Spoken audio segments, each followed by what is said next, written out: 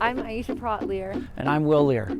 Even the most ardent Jamaican track and field supporter could claim to have predicted a gold for Jamaica in the women's 3,000 meter steeplechase before the start of the Commonwealth Games. But that didn't matter to 28-year-old Aisha Praught Leer as she stepped out into the Carrara Stadium on Wednesday morning Jamaica time. Praught Leer became Jamaica's first ever gold medalist at a championship in the event when she stopped the clock at a world-leading 9 minutes 21 seconds flat, ahead of the Kenyan pair of Celifine Sespal and Purity Kirui. For Aisha Praught to reel in, every time between the barriers she seems to be getting a little bit closer. Now that's a bit better, takes it better. Now it's only 6 or 7 meters. Could there be a shock on the cards here? Has Aisha Praught got anything left? Chessball looking tired and looking under threat here. The water jump now, the crowd are really getting into this. Chessball, the red hot favourite, the world junior record holder, the second fastest of all time, is under pressure from Jamaica, from Aisha Praught Leer, who goes past her over the last barrier safely. Chessball's got nothing left.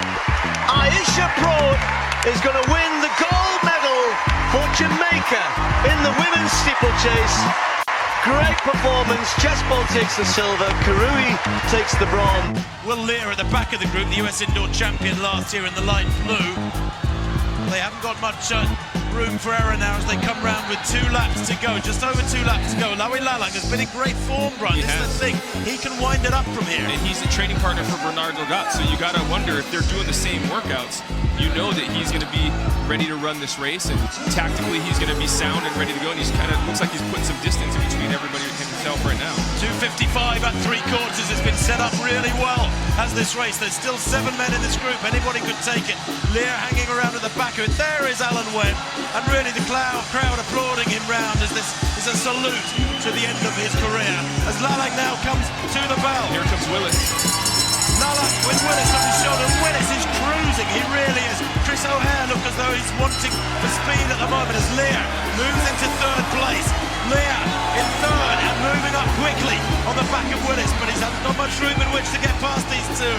Lalang beginning to flail a little bit with those arms. The form is going, but Nick Willis is just looking for that daylight on the inside, and he finds it. Has he got it? He clashes with Lalang, and Will Leer on the outside's got the free air in front of him and takes it. Oh my word. We're here talking to you today about an amazing opportunity you have on Saturday that we wish we could have. We're standing here in Crested Butte, Colorado. On a cool morning in Crested Butte. Nothing reminds me more of cool mornings than cross-country racing in high school. I have to say, I'm so incredibly jealous that you guys get to go run in the state finals in Wyoming, and we just wish that we had an opportunity to race like you guys do. This year we had the Olympics canceled, which was a big bummer, and I'm looking forward to opportunities like you have on Saturday. I understand that it's going to be a bit chilly. Well, wait, ho. This year has been throwing curveballs. The race is no longer on Saturday. The race has been pumped up to tomorrow. So you guys are probably getting a little anxious, and all we want to say is good luck. This change in the date is just one in a many of curveballs that's been thrown your way this year with the COVID-19 pandemic, ruining everyone's cross-country season, but there's one surefire way to make sure that it ends on a high note, and I think that's absolute maximum effort. If you leave everything out on the course tomorrow, there's no way that you can be disappointed with the season that you've had and taking advantage of every single opportunity that's been given to you this year. And I firmly believe that you create your own luck by going in with a plan and ready to execute everything in your plan, ready to control what you can control and leave everything out on the course.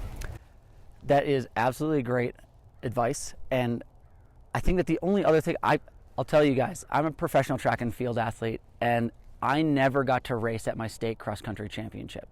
I was one position away my senior year from qualifying as an individual, but I still went to watch every single year because the energy, the electricity, watching the teams be out there, I just wanted to be out there so badly. So cherish these moments and just remember that you guys are making memories right now for the rest of your lives. And sort of piggybacking on what Aisha just said, you get to decide how you want to hold that memory. Do you want to remember it as the day that you went out there and, good, bad, or otherwise, you gave your absolute best effort? If you give your maximum effort, your teammates are going to give you high fives. They're going to give you hugs, whether they're wearing a mask or not, at that finish line. Your parents are going to be there. Everyone's going to be so excited that you got to compete in the highest quality of race, the biggest championship, the biggest stage in the entire state of Wyoming.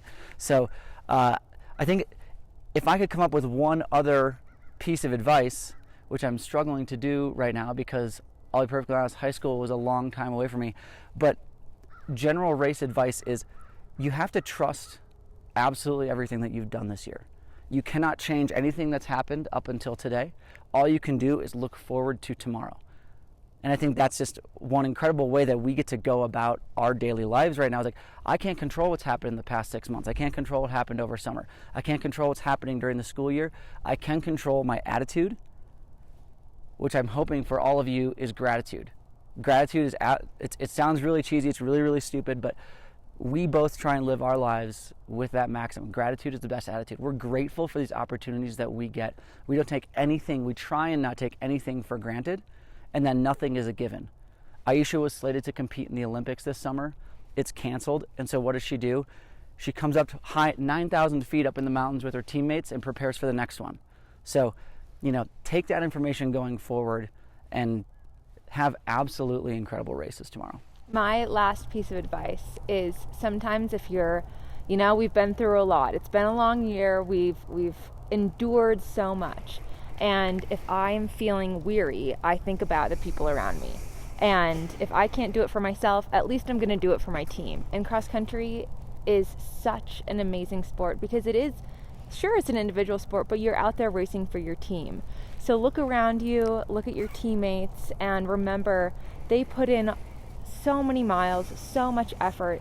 You owe it to yourself to put it all out there, but you also owe it to your friends and your teammates to show up for them and, again, just get that maximum effort, finish on empty, feeling great.